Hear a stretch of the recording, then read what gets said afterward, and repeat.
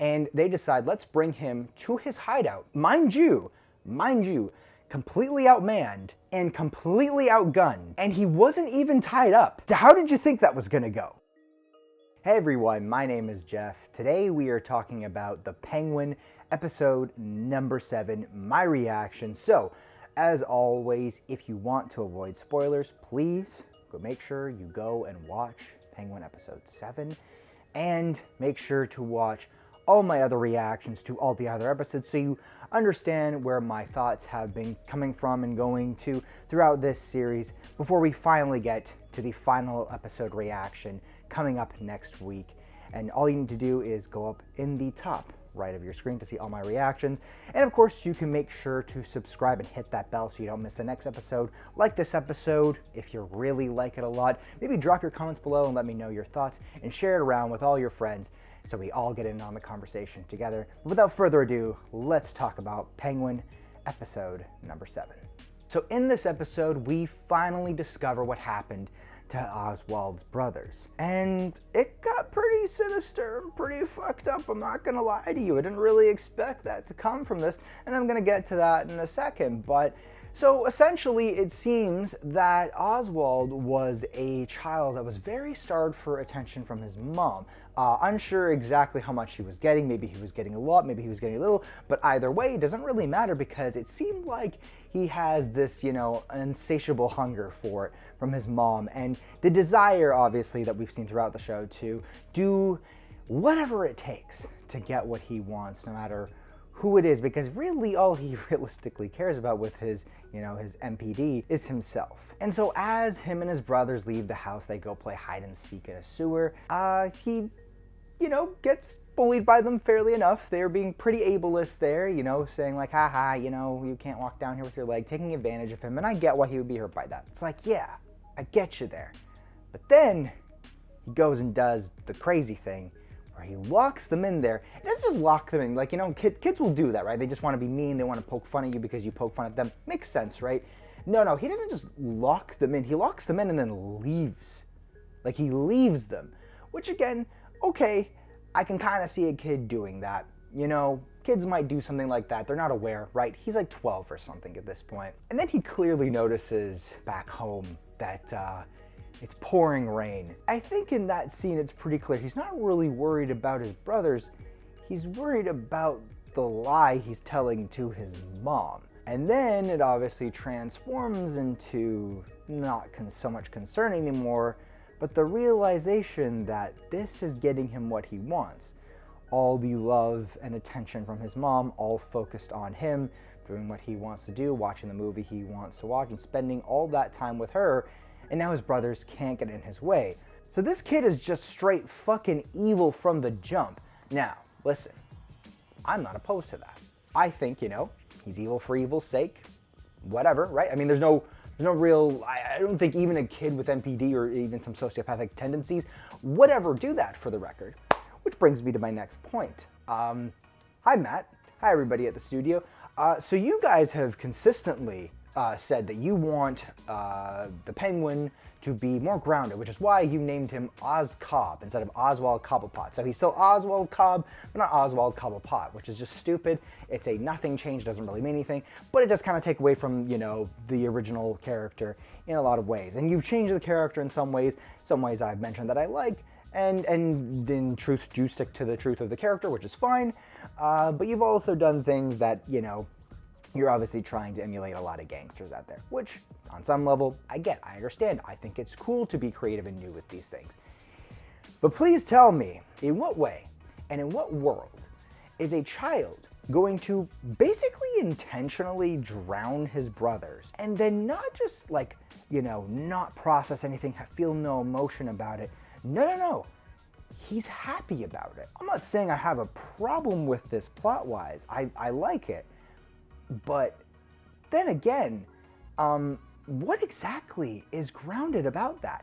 Because there is no world, and I do mean this, there is no world where a child would kill anyone accidentally or intentionally, and I really don't think any child would be able to be capable of doing this shit intentionally and feel absolutely no remorse about it, let alone happiness for killing his brothers, who he probably felt maybe a little something towards, is just insane.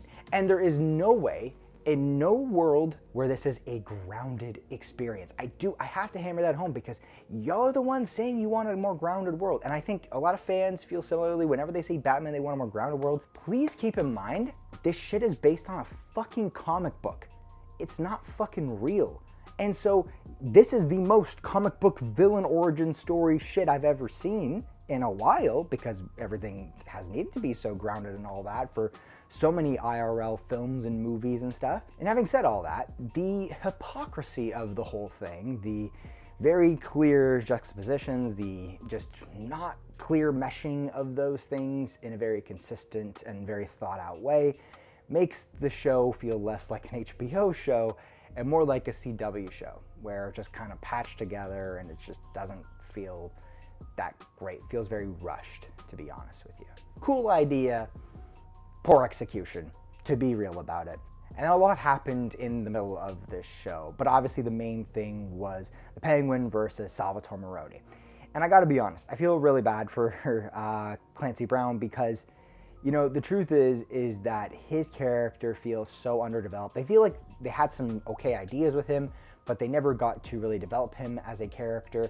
And you can tell that from the moment they started with him to the end. And, you know, Clancy Brown is usually like, he usually plays on screen at least a bigger, tougher character. A lot of times, you know, think of, say, Shawshank Redemption and stuff like that, right? He's usually playing the bigger, tougher guy role, which makes sense. He's a pretty big guy, you know, got that great voice and everything. At no point did I ever feel scared of him in this show, and I think they were maybe trying to do that, but they just didn't do a good job of it, to be honest with you.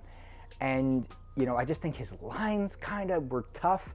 You know, the whole line about, hey, I'm a gentleman too. It just didn't even make sense, to be real. Like, it's like, wait, like, what was the point that he was trying to convey there? I don't think, it just doesn't work, doesn't make sense.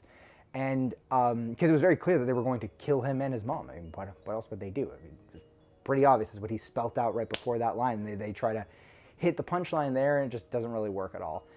And, you know, again, as I said, like, you know, leading up to his death, like he dies of a heart attack, and it's kind of funny almost, right? Because he was just beating the shit out of Oz, and then all of a sudden, bam, he's dead. And then, you know, it's really just about, it's ultimately about Oswald and how this, you know, death, it almost invalidates him immediately. So he has to like kind of shoot him to make it look like, yeah, I really did kill him. He didn't just die of a heart attack because he was old and he overexerted himself. Which, you know, good idea. But I still think in so many ways, Sal as a character was not really developed, and it felt like he should have been a bigger bad than he ended up being. Again, just poor execution, to be honest with you. Just really poor execution. And in general too, like, listen, they brought it up. They wanted to make it more grounded and real. Can you also tell me what's grounded and real about a, you know, mobster bringing this guy to his own hideout, where all his guys are? All these guys are criminals, right? It's America. They're all loaded with guns. And they decide, let's bring him to his hideout. Mind you, completely outmanned and completely outgunned. And he wasn't even tied up. How did you think that was gonna go? It's crazy to me. It's crazy to me that, again, like, you want me to suspend disbelief, but it's like, you can't say that it's so realistic and then do things that, like, most human beings that are very tactical. And, you know, if for Sal to get to the position that he was at one point in the world of Gotham as this big crime lord, it's like, well, obviously he would think of that. Like, what the fuck? Obviously. It's just wild to me, the oversight there. It just made no sense that he went in there basically just full of rage and everything and ignored everything else. Like, no, he wouldn't have, because he obviously wanted to hurt him bad. But he's not an idiot. He's not an idiot. He would have at least tied him up. I mean, come on. Going in there outgunned, okay, whatever. Maybe you think that they're not gonna have guns in there. I don't know why you wouldn't think that, because they're fucking gangsters. Obviously they're gonna be loaded, but like, it just basically set themselves up for failure. And I just couldn't, as I'm watching that scene, I can't like not think about that the entire time. So it just kind of falls really flat for me, to be honest. The only thing that's like kind of interesting is like it seemingly looks like that they've started him again from square one, where, you know, now he's basically back to where he was at the start with just him and Victor. He has nobody else with him that's extremely loyal to him. His operation is literally gone up in smoke.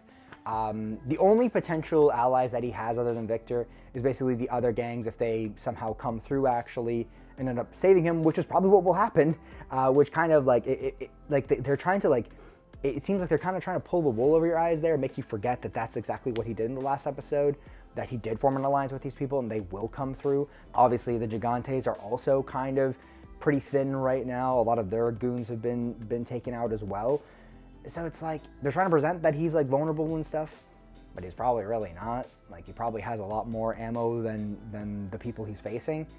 So I don't know. My thoughts and feelings on this series are gonna come out, but in full, and I think you kind of know where it's heading. Shows have a really hard time of sticking the landing. It's just hard. I mean, think of any show, like a lot of them, like they do okay, right? Finishing a season sometimes. But a lot of that too, it tends to be with a cliffhanger ending where it's like, okay, more payoff will come later. And it's like, okay, well, you know, kind of want some of it now. And I just don't know if that's what's going to happen. I feel like this is going to have, you know, more to do in the seasons to come. And I don't know if they're going to be able to do it. But that being said, this show has generally done a pretty okay job of, you know, finishing pretty solidly at the end of episodes at least.